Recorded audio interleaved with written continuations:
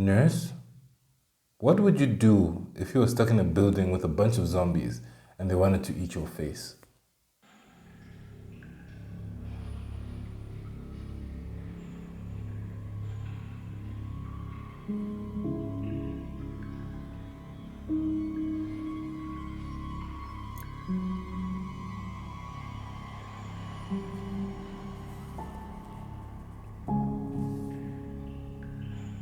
You would sacrifice me? Ew.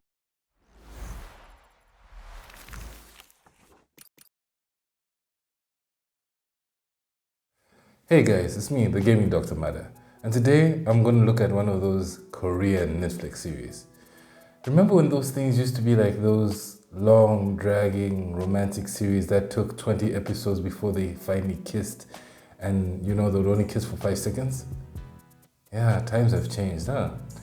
But no, I'm talking about a new Korean series that actually was quite shocking and surprising. I'm really surprised not many people are talking about it actually. So yeah, that's why I'm here, to talk about this new patient all of us are dead. Let's get into it.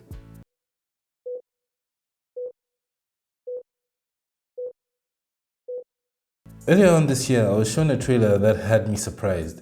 It was actually an interesting, gruesome, violent trailer of students being overrun by a mass amount of flesh-eating zombies, based off a popular webtoon called Now at Our School, which I honestly knew nothing about. Netflix announced this series on 12th April 2020, and that it would be produced by JTBC Studios and Film Monster. So I was like, okay, awesome. This series came out on 28th of January this year, and I watched it not knowing a thing about it besides the aforementioned trailer. So now that you have a basic history of the series, let's get into the presentation of my patient.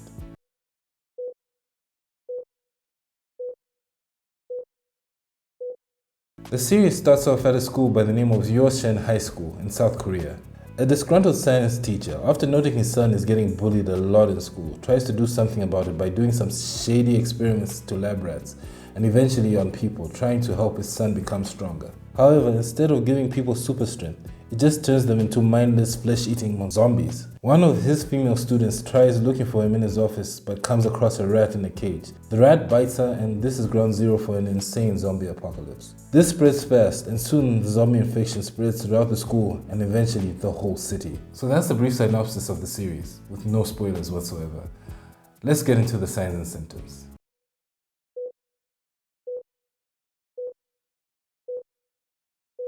You know how I usually start off my signs and symptoms for series and movies, with the characters. And I honestly have to say, everyone in this series did great. No one really annoyed me as much as you'd think. Of course, there were a few characters who are evil-centric, but they all did an amazing job. I really think these guys are some of the greatest young actors I've seen in a long, long time. They're very good at expressing their emotions extremely well, from happiness, sadness, hope, hopelessness, grief, despair, everything you can possibly believe. These guys know how to do it. And I was along with them every step of the way. And there were many times where you'd actually think, wow, these kids are all gonna die. And it really lives up to the title. I'm not gonna spoil everything for you, don't worry. Some survive. That's the best I can say. But my goodness, you will not be able to predict what's going on. Which also pulls me to the tension of this series. This series has a lot of it. Every moment you cannot tell what's going to happen next. Who will do what? Who will betray who? What will happen in that situation? Every character brought something unique to the formula of this series. And it really was a fun watch to go through with them. I cannot give enough praise to the level of acting that these guys do. And I was along the ride the whole way. The story is pretty basic. It's just a zombie apocalypse that takes over the town, and how it spreads around and everything is really believable and organic. They also do this really fun thing where they build up your hope and crash it down like hell. So anytime you think the kids are about to escape, sometimes something doesn't really go as right as you might think. But then you would figure that out as you watch the series. Again, no spoilers, but it's really something else. The zombies overall are very scary. When you see them in the group like that, you actually do have a little bit of tension there. I mean, I'm not personally scared of zombies, but if I saw these guys, I would honestly freak out. They're using the new fast zombies that, this new millennium has brought about. Remember Resident Evil when they all used to walk like super, super slow? Yeah, times have changed. Now we have these really speedy zombies and they don't play. When you see a person transforming into a zombie and the way they move their bodies and everything, you could tell sometimes that they'll use CGI, but sometimes this is actually them moving on their own. And it was really, really slick. They got a bunch of people contorting and cracking and wow, it was just impressive. And I really love that. The setting as well is also very unique. A high school with zombies. It minimized the budget, I guess, maybe having it in an isolated area. And the only problem is maybe most of the classrooms did seem similar. As the whole city gets infected and you see these people out in the world trying to deal with this zombie outbreak as well, and how the military reacts, is also quite a nice touch to this whole thing. However, it's not all cookies and cream or human flesh in this situation. I need help.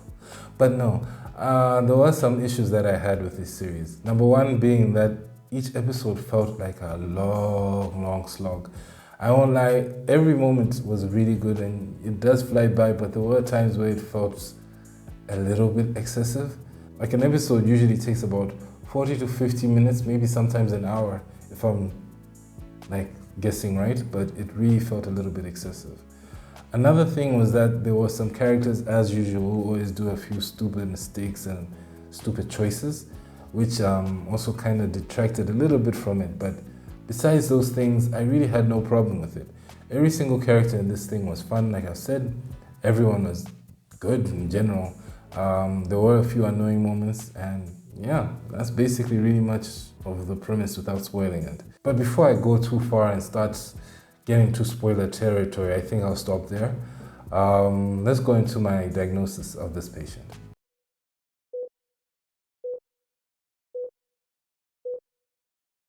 As you can tell by my signs and symptoms, I honestly thought this series was actually quite good. It did really well overall. I just have a few nitpicks here with the length of the series and maybe a few dumb character decisions, but honestly, not everything is like 100% perfect, but still, this did an amazing job. And this series honestly shows that Korean Netflix series are killing it, especially after the great success of Squid Game. That's why I'm saying this is a great patient. It has no major problems, just a mild cough, but other than that, it was really, really fun, interesting to get into, very healthy, very strong, a lot to offer. And yeah, if they do decide to do a season 2, trust me, I'm on that train.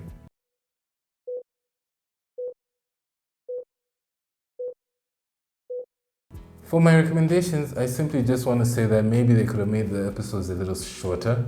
12 episodes of like an hour each is a lot of investment. That's like half a day of just back-to-back watching, and it gets quite heavy sometimes. So maybe just shorten it maybe by a few, maybe 10, 15 minutes, just so that they can be a bit more digestible. I mean, I know you have a lot of story to tell, but that's why you have a series, so that you have that time and period to give us that story.